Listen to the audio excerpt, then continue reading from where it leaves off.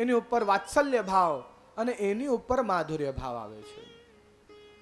શાંત ભાવ એટલે જેવું રાજા અને પ્રજાની વચ્ચે હોય. ઠીક છે, જરૂર પડી તો ભાઈ આપણે પહોંચાય, નકર અમે અમારા ઘરે ભલા ને પેલો રાજા એની ઘરે ભલો. શાંત ભાવ કહેવાય. એની ઉપર દાસ્ય ભાવ આવે. દાસ ભાવથી કે આ મારો સ્વામી છે ને મારે એની દરેક ઈચ્છા એની આજ્ઞા પૂર્ણ કરવાની છે. દાસ ભાવ પણ બહુ કઠિન છે હો.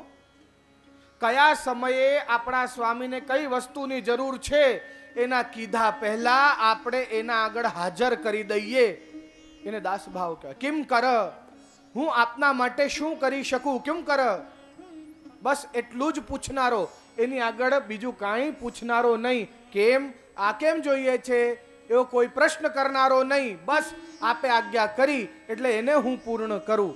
કેમ કર એનું નામ છે, કિમકર કહેવાય દાસ એટલે. દાસ્ય ભાવ.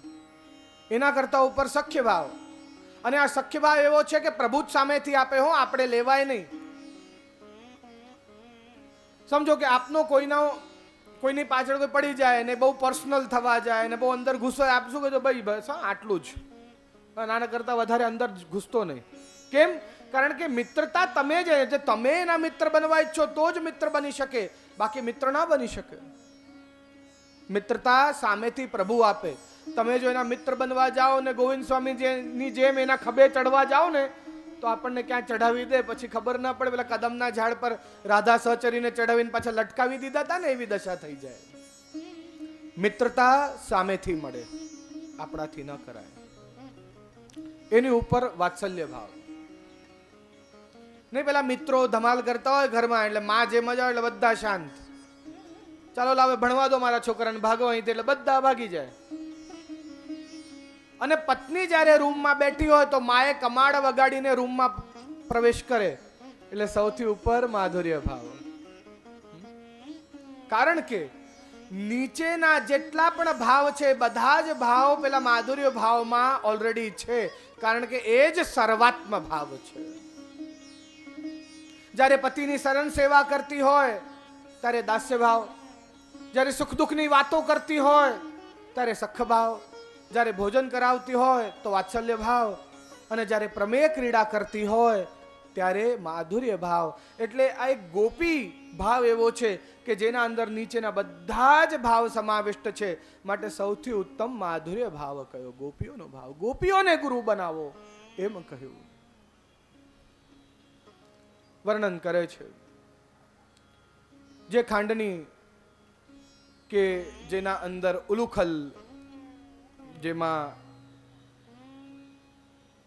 એ મથની, જેમાં એ દહીં મથી રહ્યા હતા.